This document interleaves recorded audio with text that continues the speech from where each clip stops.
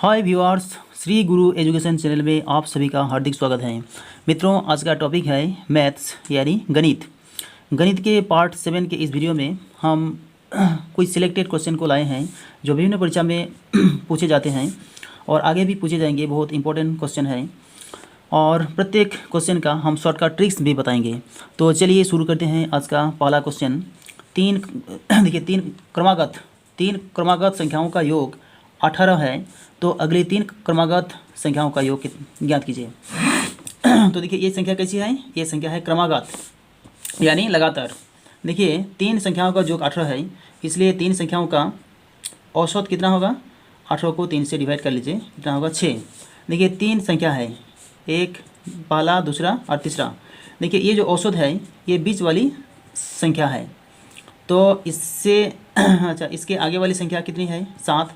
इसके पीछे, इसके पहले वाली संख्या 5 है, और इन तीनों का योग कर दीजिए। 5 हो 11 और 7 18 है जोगफल।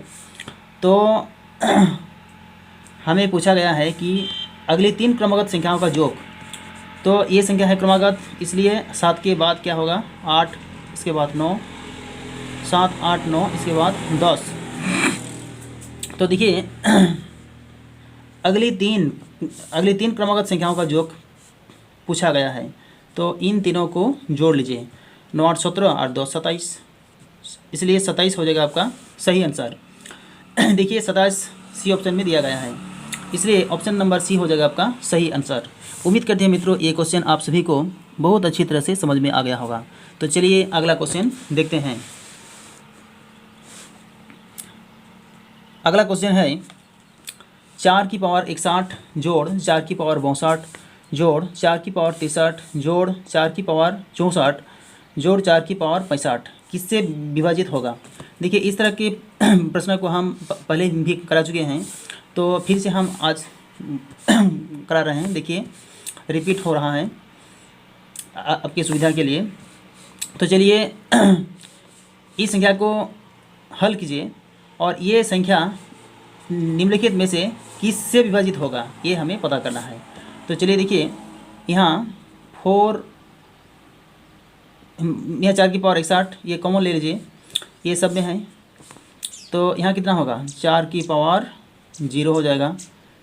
यहाँ 4 की पावर 62 से एक मैंने 61 गया, तो कितना? 1 बचा। 4 की पावर 63 में से 61 गया, तो 62 2 बचेगा। 2 1 3, मतलब 61 और 2 63। 4 की पावर 61 और 3 64, और 4 की पावर 4 और 1 5 यानी 65। देखिए, 1 2 3 4 5, 1 2 3 4 5। देखिए, 4 की पावर 61 और यहाँ इनको जोड़ दीजिए। 4 की पावर 0 मतलब 1, 4 की पावर 1 मतलब 4, 4 की पावर 2 मतलब 16, 4 की पावर 3 मतलब 64, और 4 की पावर 4 मतलब 256। तो 4 की पावर 61 और इन सबको जोड़ने पर कितना आ रहा है? 341 आ रहा है। तो देखिए, इस 341 को इनमें से किस संख्या से विभाजित किया जा सकेगा? देखिए, 3 से भाग तो नहीं जाएगा, और 5 से भी, 5 7 35, 5 6 30 और 4 4 41, नहीं 5 से भी नहीं जाएगा। आप 11 से देखिए, 11 से 11 3 33, 1 34, 11 11 कम 11, ठीक, 11 से पूरा विभाजित हो रहा है, इसलिए ऑप्शन नंबर सी हो जाएगा आपका सही आंसर, क्योंकि इस 11 से ही ये संख्या पूरा विभाजित हो रहा है। तो इसलिए ऑप्शन नंबर सी हो जाएगा सही आंसर। उम्मीद करते हैं मित्रों ये क्वेश्चन भी आपको समझ में आ गया होगा। तो चलिए अगला क्वेश्चन देखते हैं। अगला क्वेश्चन है, दो संख्याओं का योग 216 है तथा उनका HCF यानी महत्तम समावर्तक 27 है। ऐसी संख्याओं का कितने जोड़े बनेंगे? देखिए, HCF बराबर दी हुई है 27। हम फिलहाल के लिए इसको m मान रहे हैं। m दो संख्या है x और y, इन दोनों का योग कितना है? योग है 216। तो अगर HCF m है तो दोनों में m गुना होगा, दोनों में m गुना होगा। तो देखिए अब क्या करेंगे, m को कॉमन ले लेंगे तो कितना बचेगा, x प्लस वाई बचेगा बराबर 216। और x प्लस वाई बराबर कितना होगा, यहाँ देखिए 27 m का मान है 216, यानी x प्लस वाई बराबर 216 बटे में 27 बराबर 8। इसलिए यहाँ क्या हुआ, x प्लस वाई बराबर 8। तो अब 8 का जोड़ा बनाएंगे, x और y का जोड़ा बनाएंगे, किस संख्या को जोड़ने पर 8 बनेगा। तो देखिए पहला जोड़ा क्या बनेगा, 0 और 8 बन सकता है, लेकिन कोई भी संख्या 0 नहीं होना चाहिए, इसलिए ये कैंसिल। अब 1 और 7, ये देखिए ये हो सकता है। इसके बाद 2 और 6 दोनों संख्या सम नहीं होना चाहिए, इसलिए ये भी कैंसिल। 3 और 5 ये हो सकता है, और 4 और 4 ये दोनों सम नहीं होना चाहिए, ये पहले ही बता चुके हैं, दोनों सम संख्या नहीं होना चाहिए। 5 और 3 ये 3 पहले ही ले चुके हैं, इसलिए ये भी नहीं होगा। तो देखिए मैंने कितने जोड़े बने यहाँ, ये एक जोड़ा और ये एक जोड़ा, 2 जोड़ा बनेंगे, इसलिए ऑप्शन नंबर बी में है 2 जोड़ा, इसलिए ऑप्शन नंबर बी हो जाएगा आपका सही आंसर। उम्मीद करते हैं मित्रों ये क्वेश्चन भी आपको अच्छी तरह से समझ में आ गया होगा। तो चलिए अगला क्वेश्चन देखते हैं। अगला क्वेश्चन है 9 पूर्णांकों का औसत 11 आता है, परंतु गणना करने के बाद पता चला कि गलती से 23 को 32 लिया गया। उचित संशोधन करने के बाद नया औसत क्या होगा। देखिए 9 पूर्णांकों का औसत दिया हुआ है 11, परंतु 23 के जगह में 32 लिया गया है। 23 सही है, 23 तो सही है, गलती से मैंने गलत है, क्या गलत है 32। 23 सही है, गलत है 32। तो कितना ज़्यादा लिया गया है, देखिए 23 9 3 12 1 32, तो 9 ज़्यादा लिया गया है, इसलिए क्या करेंगे, इस 9 को 9 कितने पूर्णांक है, 9 पूर्णांक है, इसलिए 9 से डिवाइड कर देंगे तो कितना होगा, 1 हो जाएगा। इसलिए दी हुई औसत में से इस 1 को घटा देंगे तो हमारा एक्चुअल यानी सही औसत निकल कर आ जाएगा। इसलिए सही औसत कितना है, 10 है। देखिए ऑप्शन नंबर ए में दिया हुआ है 10, इसलिए ऑप्शन नंबर ए हो जाएगा आपका सही आंसर। उम्मीद करते हैं मित्रों ये क्वेश्चन भी आप सभी को अच्छी तरह से समझ में आ गया होगा। तो चलिए अगला क्वेश्चन देखते हैं। अगला क्वेश्चन है यदि 10 व्यक्ति 9 घंटे रोज काम करके एक काम को 20 दिनों में पूरा कर सकते हैं, तो कितने दिन में 25 व्यक्ति 6 घंटे रोज काम करके उस काम को पूरा करेंगे। तो देखिए इस तरह के प्रश्न को हल करने का एक आसान फॉर्मूला है, M1D1T1 बटे में W1 बराबर M2D2T2 बटे में W2। देखिए M1 क्या है, आदमी, D1 क्या है, D1 क्या है, दिनों की संख्या, और T क्या है, हर रोज़ काम किए जाने वाली समय, हर रोज़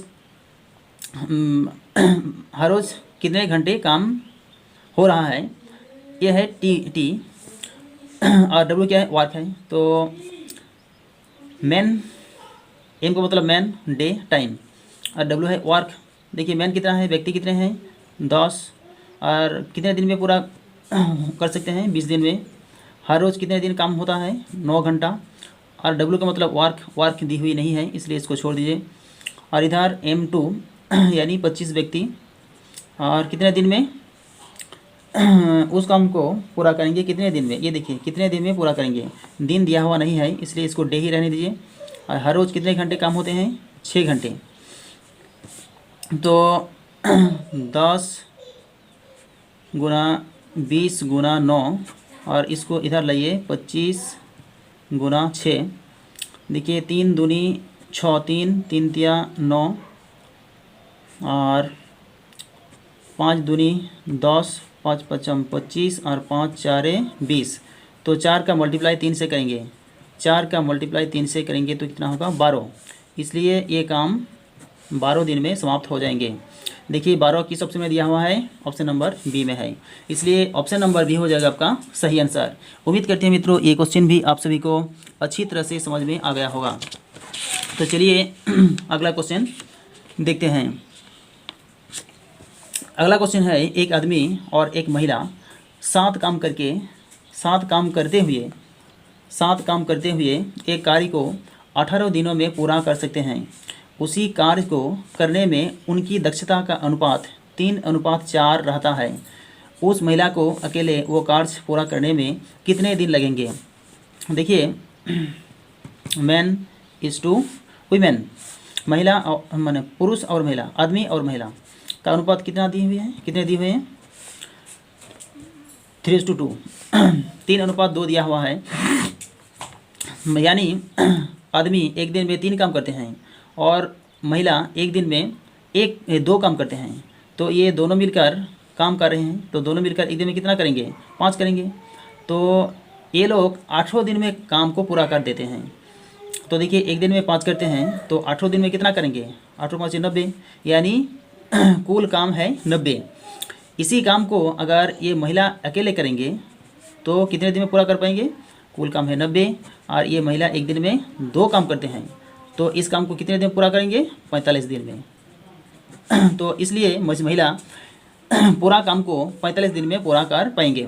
देखिए 45 किस ऑप्शन में दिया हुआ है, ऑप्शन नंबर ए में दिया हुआ है, इसलिए ऑप्शन नंबर ए हो जाएगा आपका सही आंसर। उम्मीद करते हैं मित्रों ये क्वेश्चन भी आपको अच्छी तरह से समझ में आ गया होगा। तो चलिए अगला क्वेश्चन देखते हैं। अगला क्वेश्चन है, एक आयत की लंबाई और चौड़ाई दोगुनी कर दी गई है, क्षेत्रफल में प्रतिशत बदलाव कितनी है? देखिए मान लीजिए ये एक आयत है, यह एक आयत है और आयत की लंबाई 10 है और चौड़ाई 15 है, तो क्षेत्रफल कितना होगा, क्षेत्रफल होगा 150। अब आयत की लंबाई को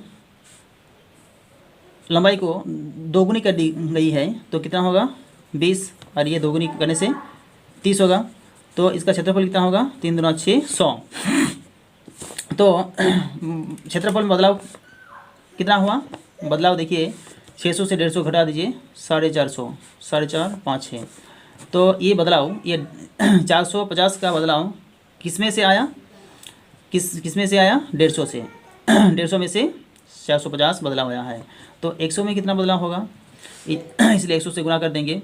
देखिए सुनो कर दीजिए 15 तिया 45 और 3 का मल्टीप्लाई 100 से कर दीजिए तो कितना होगा 300 हो जाएगा 300%। देखिए इसलिए प्रश्न पूछा गया है क्षेत्रफल में प्रतिशत बदलाव कितनी है, तो प्रतिशत बदलाव है 300%। देखिए 300% किस ऑप्शन में दी हुई है, ऑप्शन नंबर सी में है 300%, इसलिए ऑप्शन नंबर सी हो जाएगा आपका सही आंसर।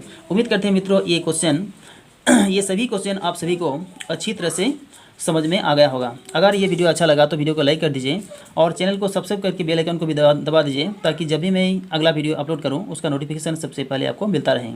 तो वीडियो को शुरू से लेकर अंत तक देखने के लिए दिल से बहुत बहुत धन्यवाद।